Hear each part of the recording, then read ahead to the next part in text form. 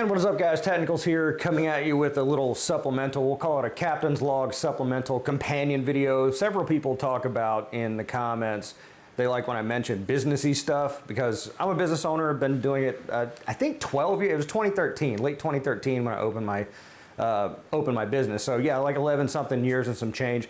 They like when I talk about the businessy stuff, and I mention that in the exposition of every vlog video that I do, how I'm a business owner and I have just nothing to do with 3D printing, but I'm learning about 3D printing, so on and so forth. If you've watched the videos, then you probably have my spiel down. But I was watching this gentleman's video, 10 Mile Creations. Great channel, link to his channel in the description below. Go and subscribe. He's doing something similar, starting up 3D print business, doing it on Etsy. And in this particular video he was talking about, he broke it down into the 3 different types of Etsy sellers as he sees them. One being a trend chaser, the Slinky Dragon type person, the person who's like focusing in on one product, and then third, the person that isn't really actually trying to start a 3D print business. And like, when he was saying that stuff, I was like, I kind of say a lot of those things. I kind of do a lot of those things. I certainly felt as if I was in that third category. The person, the way he puts it, is not actually trying to start a 3D print business, but they're just trying to start a media business and kind of showcasing the 3D print stuff. So I largely agree with it, and my comment on his video kind of sent me down a line into some concepts that I had been thinking about like years ago. And I just wanted to share those because I think it would benefit a lot of people who are maybe in this space, maybe trying to start a business, not necessarily a 3D print business, maybe any business, but in 3D printing, there are a lot of creative types, a lot of people who are coming from the creative side. They like to make stuff, they like to, quilt or do woodworking or 3D print stuff or whatever, painting. And then they kind of enter into this realm of business, and it's often a clash. And in all areas of business, it's always sales versus marketing, or, creatives versus math people, whatever, left brain, right brain, however you want to put it. But in my reply, I sort of shared this experience that I had. It was several years ago, right before COVID popped off. I went into this pseudo sort of restaurant-ish type business, and the old adage is that if the best way to make $1 million in the restaurant business is to start with $2 million. And that's largely the case, but this wasn't actually kind of a restaurant. It was more of it was pseudo food service, but we opened, and then like a month later COVID came around and it just completely killed it. But it was during that and several other points throughout my experience over the past decade where, if I go into a space and I look at the other operators, the other owners in that space, I kind of have to ask myself, are the people who have been doing this particular business, and it could be whatever business that you're thinking about, 3D print or machining or service-based thing, anything, look at those people who are operating in that space. Are they still working, or are they playing golf all day? I find this is really apt in landlords, so commercial landlords versus residential landlords. Another adage is that in residential real estate, the tenant is God. In commercial real estate, the landlord is God. And that's really true if you've ever had a commercial lease versus a residential lease. Your toilet breaks, you could probably not pay rent until it gets fixed. In commercial real estate, if it's not written in the lease that it's the landlord's responsibility, then it's on you. And even if it is on them, they'll still fight you on it. It's a stark difference when you get into the commercial side of things.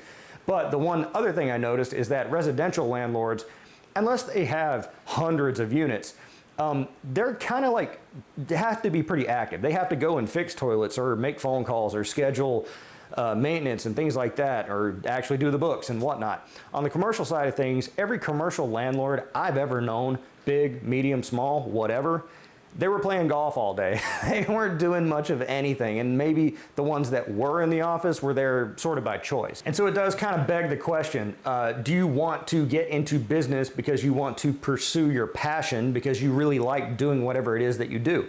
Maybe you really like woodworking. Maybe you really like cutting the wood and slapping the things together and finishing it and shellacking it and varnishing it and making a perfect, absolute, unit of an example of whatever wood thing that you made, that you put love and care into, and then, selling it and seeing someone be happy and all those other platitudes that people talk about when they make something. Or are you going into it because you're good at it? And that's kind of like the practical sort of advice that, you know, we really should give people, is like, not do what you love, but do what you're good at to make the most money. And that's firmly where I fall. I'm not saying I'm good at any of this, but what I believe is that if you follow your passion, you are committing and marrying yourself to a job. You're going to have to do it to sustain yourself, unless you're, you know, one of these outlier examples that really hits it right in some way, shape, or form. You sell some IP, or you sell 1 million of the product and then outsource it or whatever. But those examples are very light. Or do you follow the path of, well, I'm going to pursue something that is a vehicle for making money, and that money is going to allow me to pursue any passion? I think a lot of people would benefit if they really asked themselves that question. So, yeah, like a woodworker really likes doing woodworking. He's probably not really looking at going at it from a mass production angle of coming up with a product and then having it mass produced, or going over to another bigger woodworking shop and having them stamp out a whole bunch of them so he can sell more and more units and increase his bottom line. He's probably looking at it like, you know, I like doing this. I'm not gonna, you know, compromise my standards or whatever. I'm gonna make it exactly the way I think it should be made, at the speed I think it should be made, and sell it for the price that I think is fair. But me personally, I would be like, no, I want to make money because I want to pay off my house. I want to build a trust fund for my niece. I want to do all these different things that require just straight up cheddar. So I'm kind of agnostic to the point of the things that I really like to do. And furthermore, I've said before, I don't really like doing anything. I mean, I don't know that there's anything I really like doing, or hobbies. And if I do have a hobby, it usually only lasts a few months anyway. So this is not to be discouraging or off-putting or anything to the would-be entrepreneur, the people who want to do this kind of thing. But I think it is important to ask yourself that question. I've worked in a franchise model before, worked in it many, many years, and I've known different franchise operators. And a lot of people that go into those businesses are looking for something that they like too. So if they look into a franchise for a restaurant or a franchise for a retail store, usually they're gravitating towards something that at least they have some interest in, because I guess they think that, like, you know, well, I want to like to do this. I don't want to get a franchise for a staffing agency or something like that. Or maybe people do. Maybe people like working at a staffing agency. I can't imagine who would like to do that. But a lot of people, when you buy a franchise, you're buying a job. You almost are guaranteed to have to work there unless you can buy more and more territory, more and more franchises, and expand it to the point of critical mass to where those profits are able to cover your position. Because when you replace yourself as a business owner, it takes a lot more than one person. Because as a business owner, and this is, you know, this is just straight facts how it is, no one will ever care about your business as much as you do. And so when you go to replace yourself, you're going to have to replace a bunch of different people that have a bunch of different checks and balances all in place to look after each other. Because again, you can't really expect other people to care as much as you, because, you know, you did put your blood into it.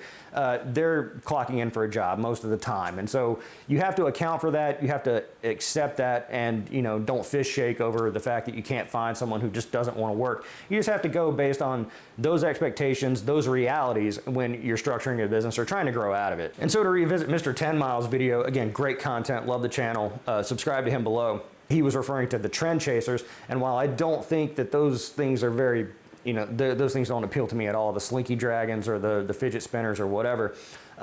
But chasing the trends, I mean, there is a lot of opportunity there, because trends change quickly. And as the world grows more interconnected and social media becomes a thing, trends don't last nearly as long. If you're my age, then you probably remember Pet Rocks and Digimons, or, you know, the little electronic pets that girls had, the little keychains things. I mean, back when, trends lasted for like months or a year, you know, but now the world's super hyper connected, short attention spans, things move super ultra fast. Trends come and go really, really fast. And so you have to be on top of those things. Nowhere in China is going to be able to spin up a factory and produce products that match the pace of those trends. But if you're operating a 3D print sort of operation here in the United States, you can do that. You can say, that's trending, design it, or have it designed, and then just throw it online and start selling it, and when it's done, you throw it in the ocean. Another short conjecture too is like the whole throwing a bunch of things at the wall and see what sticks. Like, I don't know that there's any other way to do that. I mean, unless you have high expertise in one particular area. If I was really, really smart with door handles, then yeah, I'd probably make door handles and then just only sell door handles, because door handles is what I know. I eat, sleep, and breathe door handles.